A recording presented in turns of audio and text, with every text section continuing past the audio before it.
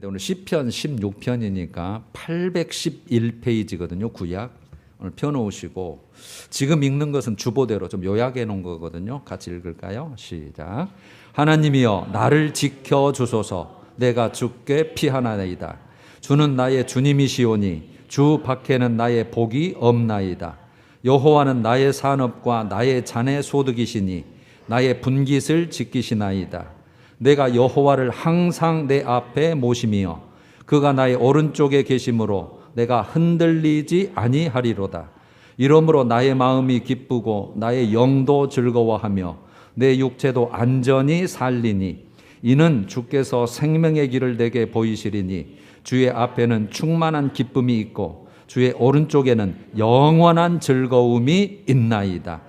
아멘. 지난달 생명의 삶 큐티가 시편이었어요. 그리고 8월 달에 들어와서 사사기로 들어갔는데 그 시편 중에 오늘 16편을 우리 함께 보고 오후에는 19편, 그다음에 18편 나의 힘이 되신 여호와여는 지난주 오후에 부목사님이 봤기 때문에 오늘 오후에는 19편 자연계시와 특별 말씀계시 굉장히 그런 내용을 나누려고 해요. 여러분 우리가 항상 왜 믿어야 되느냐, 왜 꼭 하나님 믿어야 돼? 이렇게 의문을 가지신 분이 참 많죠. 너무 간단해요. 우리 인간은 하나님의 형상을 닮은 피조물이거든요. 하나님의 형상. 그러니까 이 세상에 어떤 것, 하나님이 다 허락하신 이 땅의 모든 것을 다 채워도 그 하나님의 방, 하나님의 영, 하나님의 것으로 채우지 않으면 어떤 것을 채워도 참 만족이 없어요. 그것 때문에 그래요. 그래서 하나님의 것으로 채우려면 일단 죄사함이 있어야 되고 하나님의 교통함, 그다음에 하나님의 자녀답게 이제 사는 게 우리가 신앙생활인데, 그래서 여러분 이 세상 아무리 모든 걸 가져도 허망한 거예요. 영혼이 충족되지 않으면, 내 영혼의 갈증이 해결되지 않으면, 그렇게 항상 생각하셔서 오늘도 그것의 기초를 놓고 오늘 신앙 고백과 그에 따른 복이란 제목을 해놨는데, 물론 다윗이 지금 저자죠. 글을 옮겨 쓴 건데 신앙 고백, 그리고 신앙 고백하는 자는 믿음이 있겠죠. 그래서 그에 따른 복에 대해서 오늘 말씀이에요. 다윗의 신앙 고백, 여러분 신앙 고백은 누구를 믿느냐, 대상이 있어야겠죠. 그래서 그 믿음의 대상과 나와의 어떤 관계냐, 어떤 관계임을 내가 선포하고 인정하고 고백하겠느냐는 거죠. 그래서 어떤 신앙 고백을 하냐에 따라서 신앙의 깊이, 신앙의 색깔, 어떤 신앙의 정도, 그래서 내 믿음이, 신앙이 내 삶에 어떠한 영향력을 끼치고 있는지, 그냥 들러리인지 아니면 정말 이게 내 삶을 주도하는 큰 어떤 생명력 있는 힘인지 능력인지, 그래서 그것으로 말미암아 내 가치관이, 내 삶의 가치관, 내가 뭘 위해서 살 거냐는 거죠. 뭘 위해서 내가 노력하고 힘쓰고 할 거냐. 그래서 내 삶의 목표, 내 삶의 목적지, 이게 정확하게 설정이 돼야 제대로 가는 거예요. 그래서 우리는 계시록까지 완전히 봤기 때문에 우리가 최종착지를 지난주에 봤잖아요. 이제 남은 장이 21장인데 21장은 우리가 꼭 가야 될 천국, 거룩한 성 새 예루살렘으로 표현되어 있는 어떤 곳인지 이제 자세하게 설명되어 있는 거예요. 너무 기가 막힌 내용이죠. 이제 다음 주에 우리가 2주간 볼 거예요. 우리가 이제 이 다윗이 신앙 고백을 오늘 시편 16편에서 했는데 우리도 신앙 고백을 하죠. 우리가 신앙 고백이 뭘까 했을 때 우리 항상 예배 때마다 하고 있는 거 있죠. 우리 예배 아까 좀 전에 했었죠. 우리 회개기도 한 다음에 바로 전능하사 천지를 만드신 사도신경이라고 붙여져 있는, 명명되어 있는 사도의 신앙을 기초로 처음에 초대교회 때 처음에 이 그리스도인들이 공동체가 형성될 때 유대인이나 이방인이나 누구를 우리 믿음의 공동체로 받아들일 것이냐 문제가 생긴 거죠. 사도들도 다 죽고 그다음에 그 속사도들도 죽고 그다음에 교부 이렇게 오는데 그 기준이 세워야 되는데 그때도 이단이 있고 막 이제 설이 난무하니까 기준을 세워야 되겠다. 그래서 사도들의 믿음의 바탕 위에 성경의 바탕 위에 세워진 게 사도신경이거든요. 그래서 이 내용만큼은 근간 중에 근간이요 기초 중에 기초이기 때문에 이 정도는 꼭 믿어야 우리 공동체로 받아들일 수 있다 해서 세례 받을 때에 이 고백을 공동체가 인정해 줘야 되는 거예요. 그 내용이 여러분 삼위일체 하나님이 나오잖아요.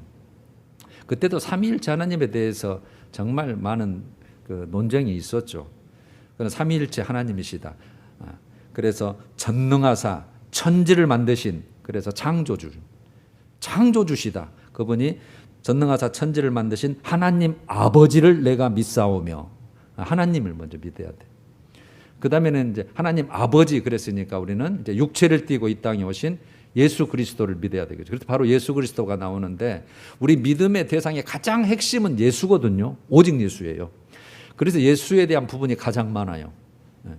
그래서 그 외아들로 이렇게 되어 있는데 독생자라는 뜻이에요.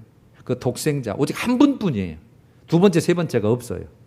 오직 한 번뿐인 독생자이신 오직 말씀이 육체되고 성령의 역사로 된 그분 그러니까 하나님이 사람이 되신 그 사건은 한 번밖에는 없기 때문에 독생자 예수 그리스도를 믿사오니 그래서 5가지가 쭉 나오는 거예요. 우리 신앙 고백 중에 동정녀 탄생, 동정녀 마리아에게 나시고 그러니까 처녀몸에서 나오죠.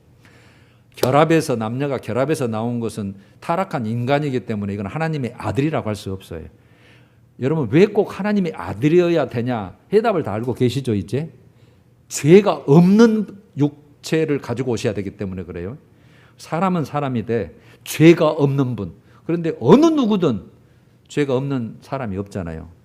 그러니까 온전한 속죄 제물 사람을 대신해서 온전히 죄를 뒤집어 씌고 죽으실 분은 죄가 없는 사람의 모양 이거는 하나님밖에는 할 수 없는 일이에요. 그래서 그 동정녀 마리아에게 나시고 그 다음에 십자가에 죽으시고 그렇게 됐죠. 십자가에 속죄 제물이 되신 것이죠. 속죄 제물.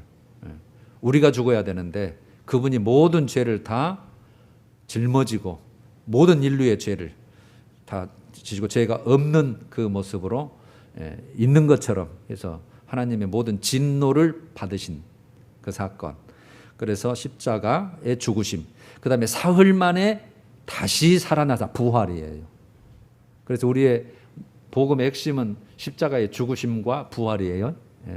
십자가의 죽으심만 전달하면 절반밖에는 안 돼요. 아이고 뭐 누구든지 죽을 수 있잖아. 힘 있는 사람이 갖다 묶어가지고 죽이면 그것과는 만족 못해요. 그분은 죄가 없으신 분이시고 하나님의 아들이시기 때문에 다시 살리신 부활, 신령한 몸으로 우리가 앞으로 그렇게 될 샘플 첫 번째 본보기로 그렇게 하신 분이세요. 그래서 부활을 우리가 믿는 거죠.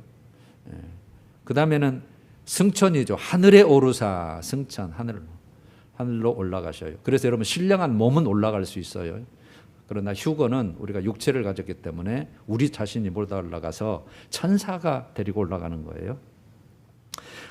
부활, 승천. 그 다음에 하나가 뭐 남았죠?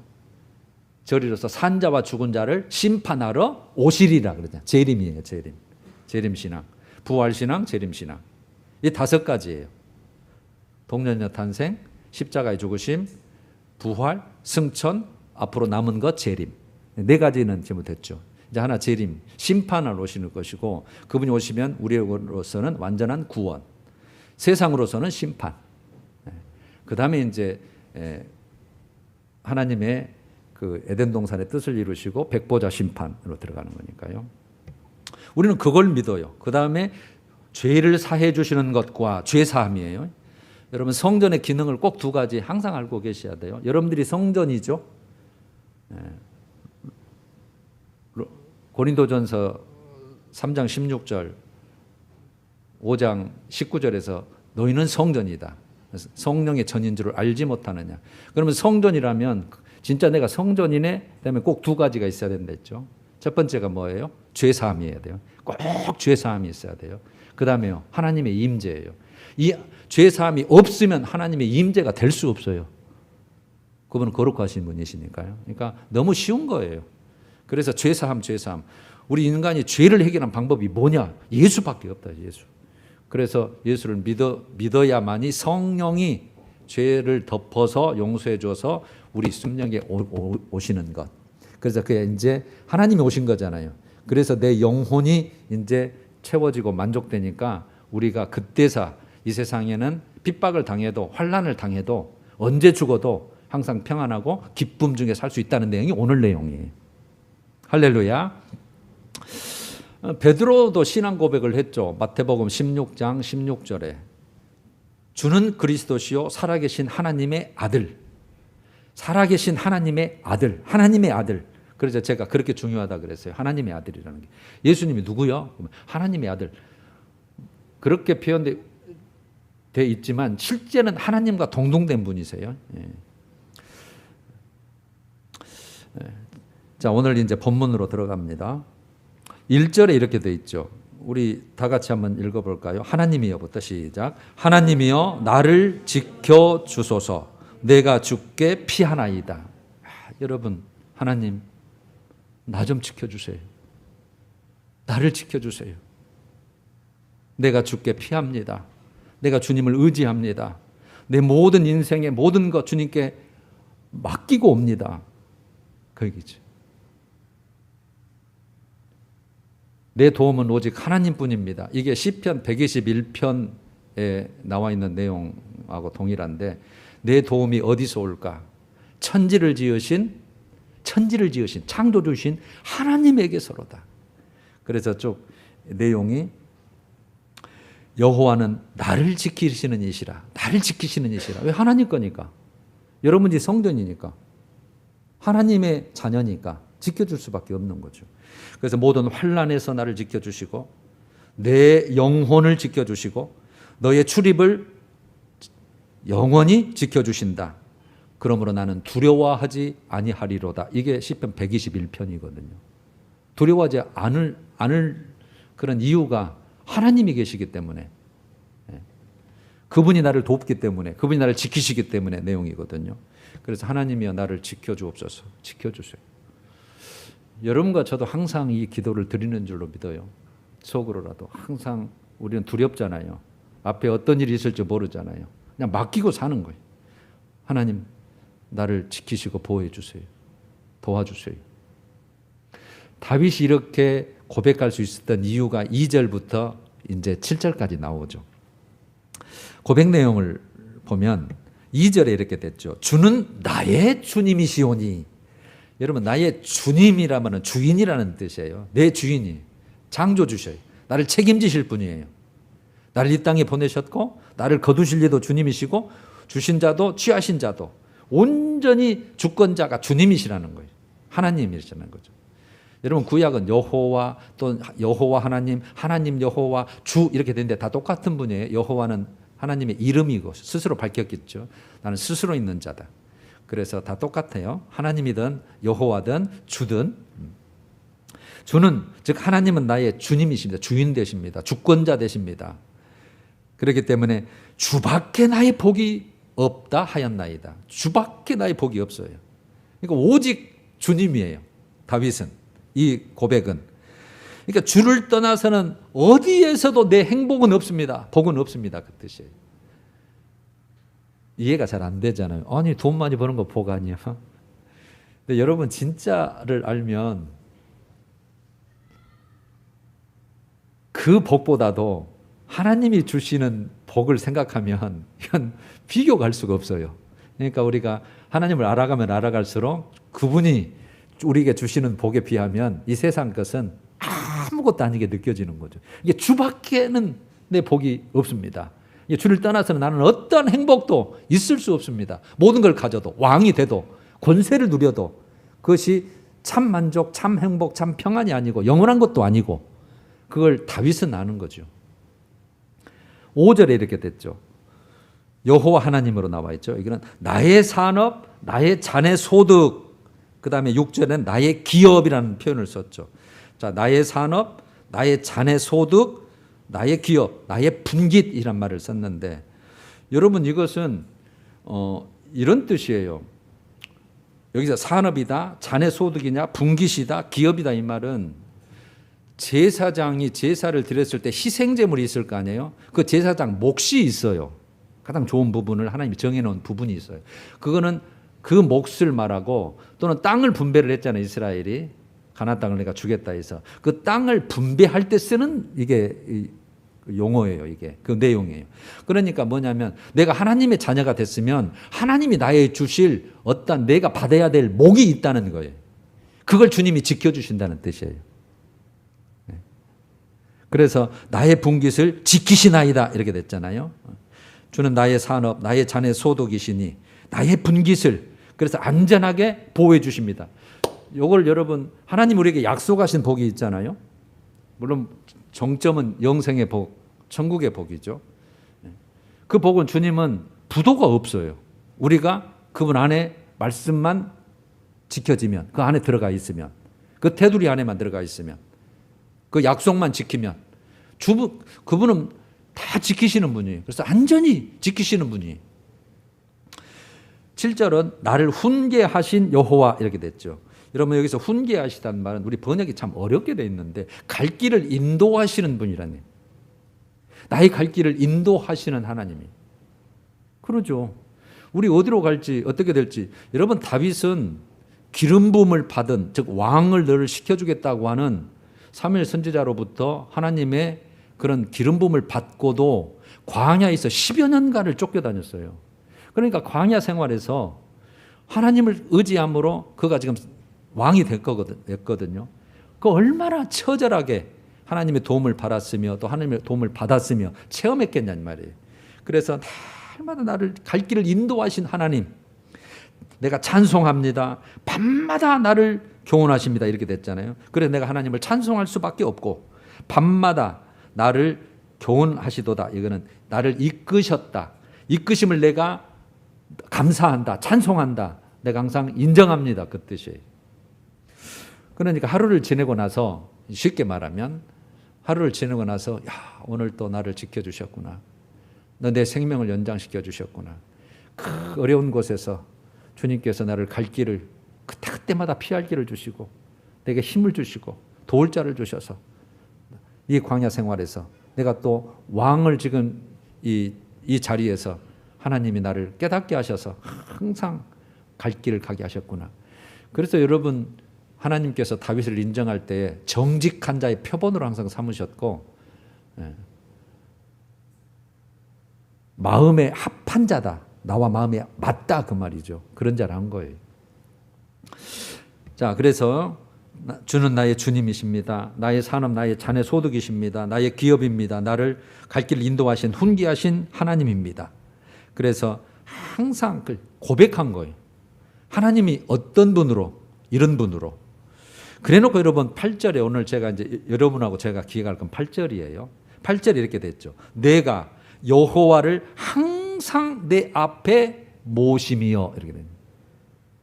내가 다윗이겠죠.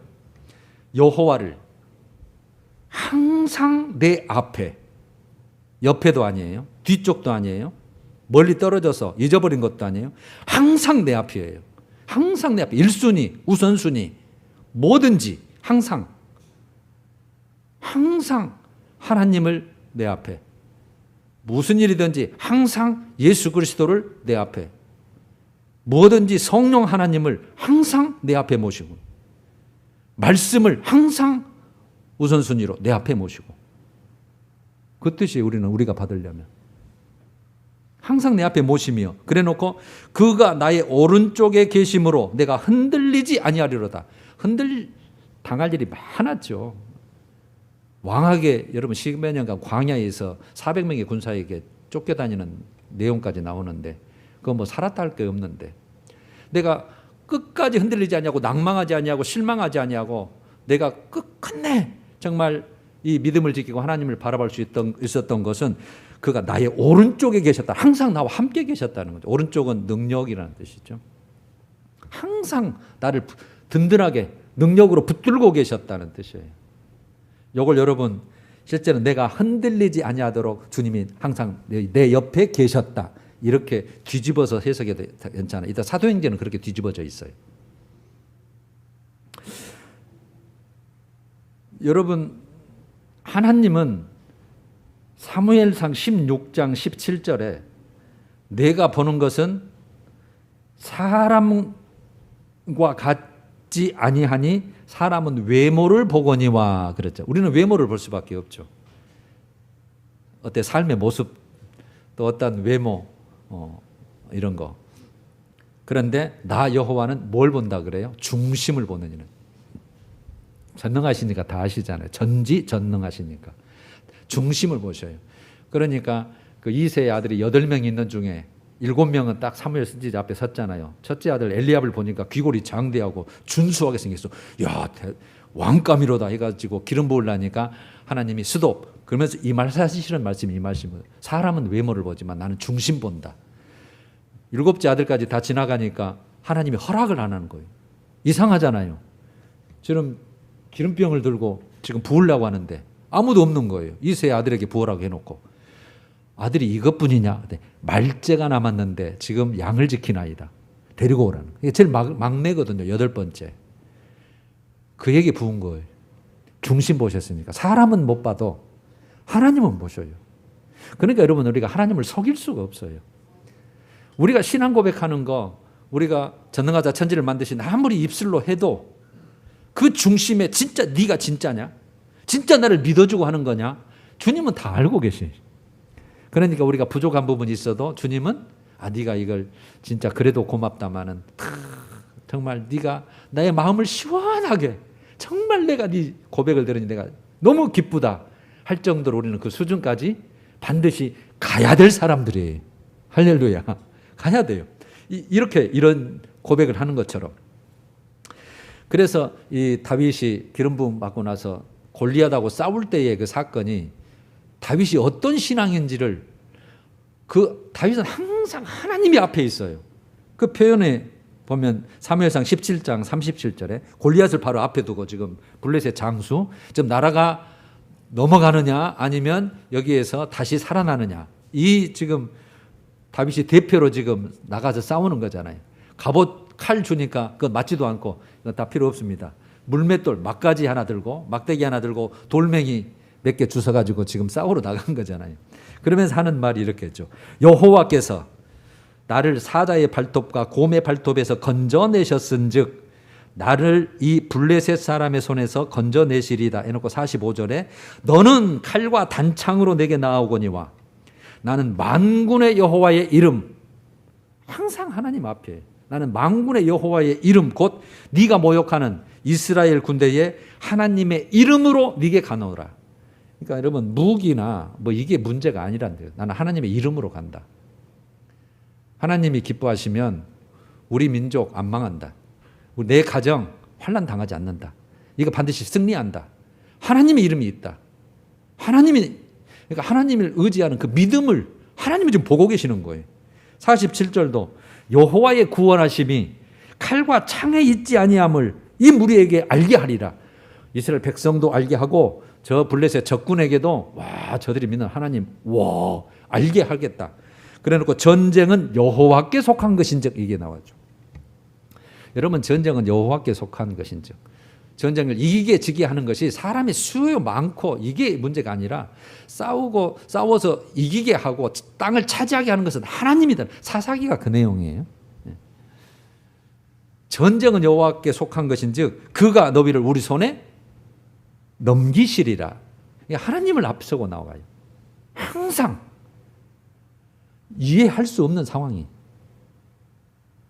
그 막대기 하나 들고 저기는 칼과 창을 들고 이렇게 나오는데 그 조그만한 게 그렇게 나갔으니 한 20살짜리가 나갔으니 이게 게임이 안 되는 거죠. 그래도 하나님을 항상 앞세우는 거예요. 여러분 저는 항상 거기서 그 방정맞게 그렇게 생각해 보는 거예요. 만약에 거기서 맞아서 지쳐서 죽었다. 그래도 여러분 다윗은 성공한 거예요. 죽는 순간까지 하나님을 의지했잖아요. 사울왕도 나는 마찬가지라고 생각해요. 그 블레셋하고 전쟁할 때 제사 지내야 지금 전쟁에 나가는데 사무엘 선지자가 안 오니까 지금 했잖아요. 제사 안 지내서 거기에서 죽더라도 사무엘은 인생은 성공한 거예요. 여러분 항상 그래서 우리는 하나님 편에서 생각을 해야 돼요. 하나님 편에서. 전쟁에 이기는 게 목적이 아니에요. 승리가 목적이 아니에요. 순종하는 게 목적이고 하나님의 믿음이 목적인 거예요. 성경은 항상 그걸 앞세워요. 이어지는 고백이 9절에서 11절입니다. 9절. 이러므로 나의 마음이 기쁘고 나의 영도 즐거워하며 내 육체도 안전히 살리니 이렇게 됐죠. 그러니까 항상 내 앞에 하나님을 모시고 사니까 하나님은 항상 내 오른편에 계신다는 것을 확신하고 고백할 수 있어요. 그러니까 항상 내 마음이 항상 기쁩니다. 내 항상 말하는 것도 즐거움입니다. 그리고 내 육체도 항상 안전하게 질 것을 내가 믿습니다. 이렇게 고백하는 거예요. 10절. 이는 그 이유는 주께서 내 영혼을 수월에 버리지 아니하시며 음부죠. 내 영혼을 음부에 버리지 아니하시며 주의 거룩한 자를 주 믿는 자 경외하는 자를 멸망시키지 않으실 것임이니이다. 썩음 당하지 아니하실 것임이니이다. 11절. 주께서 생명의 길을 내게 보이시리니 생명의 길 주 앞에는 충만한 기쁨이 있고 주의 오른쪽에는 영원한 즐거움이 있나이다. 여러분 9절에서 11절 내용이 왜 나왔지? 다윗은요 눈을 들어서 멀리 보는 신앙이 있어요. 지금 당장 코앞에 이 사건 내 삶 이것도 그때그때마다 하나님의 믿음으로 정말 거룩함을 드러내는 게 소중하지만 항상 종착지를 보고 있어요. 여러분 이것을 이해하시려면 베드로전서를 꼭 보셔야 돼요. 베드로가 인용한 사도행전 2장 188페이지예요. 다 한번 눈으로 확인해 봐요. 성경 188페이지 사도행전 2장 25절 2장 25절 사도행전 2장은 지금 성령이 내렸어요. 성령 충만한 사건, 오순절 강림, 성령 강림 사건이 이루어서 베드로가 지금 유대 백성들을 다 놓고 지금 설교하는 내용이에요. 거기에서 25절 다윗이 그를 가리켜 이르되 다윗이 아까 시편 썼잖아요. 16편 내가 항상 내 앞에 계신 주를 배웠으며 여기서 여러분 내가는 이제 예수 그리스도로 이렇게 인용돼 있어요. 내가 항상 내 앞에 계신 하나님을 배웠으며 나로 요동하지 않게 하기 위하여 그가 내 우편에 계시도다. 여기 순서가 바뀌었죠. 내가 흔들리지 않기 위해서 요동하지 않기 위해서 항상 내 우편에 계시도다. 나와 함께 계시도다. 그러므로 내 마음이 기뻐하였고 내 영도 즐거워하였으며 육체도 희망에 거하리니 이는 내 영혼을 음부에 수월에 버리지 아니하시며 주의 거룩한 자로 썩음을 당하지 않게 하실 것이미로다. 28절 주께서 생명의 길을 내게 보이셨으니 주 앞에서 내게 기쁨이 충만하게 하시리로다. 하고 여러분들 가로 놓고 시편 16편 8절에서 10절 여러분들 성경에도 그렇게 썼죠. 인용했다고 거기서 가져왔다고. 그래 놓고 30절로 그걸 베드로가 인용을 하면서 그는 선지자라. 다윗이죠. 다윗은 선지자라. 그 자손 중에서 그래 놓고 31절 선지자이기 때문에 미리 본 거잖아요. 하나님이 깨닫게 해준 거잖아요. 미리 본 거로 그리스도의 부활을 말하되 부활 말하려고 하는 거예요. 그리스도의 부활을 말하되 그가 음부에 버림이 되지 않고 그의 육신이 썩음을 당하지 아니하시리라 하더니 이 예수를 하나님이 살리신지라 우리가 이래 증인이로다. 여러분 지금 다윗은 부활 신앙을 가진 거예요.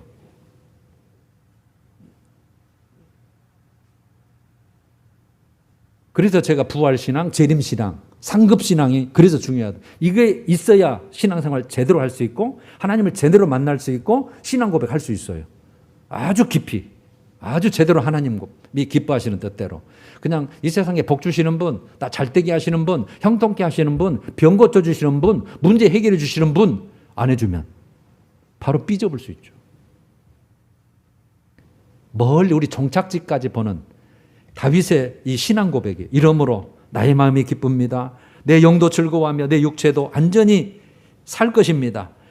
이는 주께서 내 영혼을 음부에 즉 지옥에 보내지 아니하시고 주의 거룩한 자들은 주님께서 썩음 당하지 않도록 부활시키실 것입니다. 주께서 내게 생명의 길을 내게 보이시리니 그래 놨잖아요. 그건 예수님 오시기 전이니까. 그러나 오늘 사도행전 2장에는 보이셨으니 이미 예수님 부활한 후잖아요. 예수님이 그렇게 이제 부활하셨으니까 그렇게 바꿔놓죠. 생명의 길, 부활의 생명 보이셨으니 내가 항상 주님을 모실 때는 내 마음에 기쁨이 있고 그것이 영원한 즐거움입니다. 이렇게 고백할 수 있는 거예요. 여러분 부활신앙, 영생을 확신하고 있어요. 그래서 우리가 흰보자 심판에서 생명책에 기록된 자, 계시록 20장 11절에서 15절이었죠. 거기는 생명책이 있고 행위책이 있는데 그래서 거기에서 상급신앙을 하나님께서 우리에게 주신다. 이렇게. 여러분 이게 우리의 항상 신앙을 종착지, 내가 뭐 때문에 믿는지를 꼭 정리해 주셔야 돼요. 그렇지 않으면 세상 것만 취하다가 바라보다가 끝날 수가 있어요. 오늘 여러분의 핵심은 8절이에요. 내가 하나님을 항상 내 앞에 모시며. 이런 신앙은 뭔가 다르죠. 내가 좋은 일에도 하나님 앞에 하나님이 하셨다. 내가 환난을 당해도 하나님 앞에 딱 모시고 하나님 무슨 뜻입니까? 내게 뭘 깨닫기를 원하십니까? 나를 어떻게 연단하셔서 더 좋은 거 주시려고 하십니까? 항상 하나님을 모시니까 항상 내 길을 인도하시는 깨닫게 되는 거죠. 그게 오늘 시편 19편의 내용의 말씀에도 나와요. 여러분 아까 베드로가 이 말씀을 인용했다 그랬죠. 베드로도요. 왜 수제자가 됐는가? 저는 이 사건에서도 알겠어요. 베드로가 누가복음 5장에 보면 누가복음 5장에 베드로가 이제 예수님께 부름받기 전에 지금 갈릴리 바다에서 고기 잡고 있어요. 두 배를 띄워놓고 베드로, 야고보, 요한 고기를 잡고 있는데 밤이 맞도록 한 마리도 못 잡고 지금 그물을 지금 이제 손질하고 있는 거예요. 예수님 오셨어요. 누군지 모르죠 지금은. 그래서 몇 마리나 잡았느냐? 밤이 새도록 한 마리도 못 잡았습니다. 그래? 그러면 깊은 데로 가서 그물을 던져라. 그랬더니 보통 분이 아닐 것 같거든. 그래서 믿져야 본전이다. 그래서 야 한번 던져나 보자. 그래서 내가 말씀에 의지하여 이렇게 던졌더니 그물이 찢어질 정도로 많이 잡혔잖아요. 오이 와서 빨리빨리 도와줘. 그래가지고 탁 주셨더니 배가 잠기게 된지라 그 정도로 많이 잡힌 거예요. 그러면 여러분 지금 기적이 일어난 거잖아요. 큰 이익을 본 거잖아요. 그럼 우리는 일반적인 반응이 뭐예요? 할렐루야! 하나님 역시 찬송할 만하다. 감사하다. 이렇게 끝날 거 아니에요. 베드로는 달라요. 희한한 반응이 나와요. 희한한 반응. 거기에 여러분 누가복음 5장 8절에 이렇게 됐죠. 베드로가 이를 보고 다 주워 담고 나서 예수의 무릎 아래에 엎드려 이르되 예수의 무릎 아래에 엎드려 이르되 주여 나를 떠나소서 나는 죄인이로소이다. 여러분 정말 희한한 반응 아닙니까? 나를 떠나세요. 나는 주님 앞에 설 자도 안 되고 나는 죄인일 뿐입니다. 방금 얻었던 이 기적은 중요하지 않아요. 지금 주님을 만난 거예요. 내 앞에 주님이 서 계신 거예요. 지금 주님이 나를 찾아오신 거예요. 몸둘 바를 모르는 거예요. 지금. 그러니까 하나님의 영광을 본 거잖아요. 지금 와 이런 일이. 그런데 누가? 주님이 내 앞에 계신 분이 하나님의 영광과 하나님의 거룩하심과 하나님의 능력을 본 거예요. 세상 것보다 그게 앞서 있어요. 그러니까 예수님 것이 세상 것보다 훨씬 앞이에요. 이게 여러분 진짜 예수를 만난 사건이에요. 그러니까 배가 찢어질 정도로 한 마리도 못 잡던 것이 많이 잡은 게 기적이 아니라 더 큰 기적이에요. 이거는 하나님을 영광을 보고 예수를 시인하고 만나고 내가 그분 앞에 서 있다는 것 자체가 베드로 신앙이에요. 이게. 그래서 수제자가 될 수 있는 거예요. 이게. 아무나 그냥 재수 좋아서 운 좋아서 되는 게 아닌 것 같더라고요. 그러니까 주는 그리스도시요 살아계신 하나님의 아들이라고 대답할 수 있는 거예요. 이미 체험했잖아요. 그리고 주님이란 걸 이미 그때부터 나는 죄인입니다. 내가 몸둘 바를 모르고 그랬으니 나를 떠나세요. 그랬더니 예수님께서 10절에 이르시되 무서워하지 말라. 이제후로는 네가 사람을 취하리라. 11절 그들이 배들을 육지에 대고 모든 것을 버려두고 할렐루야. 진짜 예수 만난 사람이죠. 모든 것을 버려두고 예수를 따르니라. 할렐루야. 진짜 신앙 고백한 사람. 진짜 신앙 고백. 예수님의 마음이 시원. 한여름의 얼음 냉수 같아서. 여러분 이런 신앙 고백을 하나님 얼마나 기뻐하실까요? 그런 자를 여러분 가만히 놔두실까요? 하나님이 약속하신 복을 줄 수밖에 없잖아요. 다윗이 정직하다. 나는 중심을 봤다. 내가 네 고백을 들었다. 하나된 교회 성도요, 내 자녀들아, 내가 네 신앙 고백 기도할 때마다 네가 항상 인정하고 선포하는 것을 사람 앞에서 또 내 기도할 때 예배 드릴 때 그 네 고백과 신앙 고백을 내가 들었다. 와, 정말 좋다. 껄껄 웃으시는 예수님. 여러분 이렇게 되길 원해요. 주님이 약속하신 복은 절대 부도 없어요. 다 주게 돼 있어요. 우리가 못 받는 것은 믿음 때문에 못 받는 거지. 여러분 오늘 주보 제가 에세이를 했잖아요. 파리를 따라가면 이렇게 되지. 한번 읽으셨겠지만 한번 얼른 봐요. 무엇을 따라가느냐에 따라 인생이 좌우됩니다. 파리를 따라가면 화장실로 가게 되고, 벌을 따라가면 꽃을 구경합니다. 도둑을 따라가면 담을 넘게 되고, 참 스승을 따라가면 지혜의 집으로 가게 됩니다. 철학을 따라가면 물음표의 세계에 다다르고, 성경을 따라가면 진리의 세계에 이릅니다. 내 생각을 따라가면 겨우 내 수준으로 살아요. 그러나 하나님의 생각을 따라가면 하늘의 수준으로 사는 거죠. 그래서 이방 여인 롯이 시어미 나오미 믿음을 따라서 갔다가 예수님의 족보에 들었잖아요. 베드로는 오늘 사람 낚는 전도자가 모든 것을 버려두고 진짜 예수 만나는 거죠. 이 많은 고기, 재산 의미 없어요. 그에 비하면. 마귀를 따라가면 마귀가 가는 지옥에 가게 되고 유황불못이죠. 예수님을 믿고 따라가면 천국에 가게 됩니다. 할렐루야. 여러분 저는 신명기 30장 15절에서 20절 내용을 요약하고 마치려고 합니다. 우리에게도 동일한 말씀이에요. 모세가 마지막 이스라엘 백성에게 고별사처럼 유언처럼 한 거죠. 보라, 내가 오늘 생명과 복과 사망과 화를 네 앞에 두었나니. 여러분 생명과 사망, 복과 화를 우리 앞에 항상 놓여 있어요. 믿는 자랑 믿지 않느라 똑같아요. 근데 우리는 생명과 복의 길이 어떤 길인가를 말씀을 통해서 믿음을 통해서 알고 가는 자들이에요. 세상 사람은 그걸 모르니까 사망과 화 쪽으로 가는 것이고, 이 세상 좀 누린다고 해서 그것이 복이다. 순간 복이에요. 육체가 누리는 이 세상이 말하는. 그러나 진짜 복은 아니. 이를 우리는 알기 때문에 그래서 버려두고 갈 수 있는 거예요. 주신 것으로 더 하나님께 영광을 돌려드릴 수 있는 거예요. 감사하면서. 내가 오늘 생명과 복과 사망과 화를 네 앞에 두었나니 너와 네 자손이 여호와를 사랑하고, 여호와를 사랑해라. 말씀을 청종해라. 또 그를 의지하라. 그리하면, 여러분 성경은 항상 그리하면 약속이에요. 앞에 거 요게 우리 거예요. 뒤에 것은 하나님의 약속의 복이고, 그리하면 생존하며 번성할 것이요 네가 차지할 땅에서 네게 복을 주실 것임이니라. 할렐루야. 여러분 우리는 항상 여러분들 개인적으로도 좋아요. 사람 앞에서라도 항상 기도할 때 하나님은 이런 분이십니다. 나의 힘이 되신 여호와여, 내 반석이요 피할 바위시요 전능하시요 나를 다 아시는 분이시요. 얼마든지 고백할 수 있잖아요. 하나님이 다 듣고 그 중심을 다 와 좋다. 그래 내가 도와줄게. 네 도움과 힘은 나밖에 없잖아. 나는 네 고백이 너무 듣고 싶었어. 그 신앙 고백이 나를 너무 기쁘게 해. 나는 뭐든지 할 수 있거든. 내가 책임질게. 나 맡겨봐. 나 의지하러 네 왔잖아. 나한테 다 맡기러 왔잖아. 네 길이든 네 짐이든 네 행사든 네 염려든 원수까지라도 다 나한테 맡기라고 했으니 한번 맡겨봐.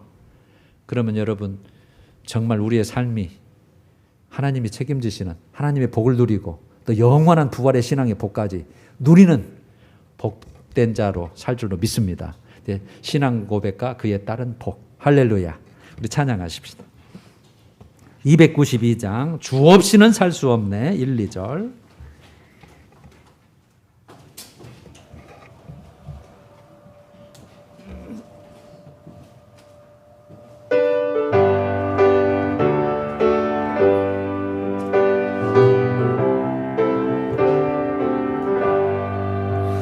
주 없이 살 수 없네. 죄인의 구주여, 그 귀한 보배 피로 나를 구속하소서.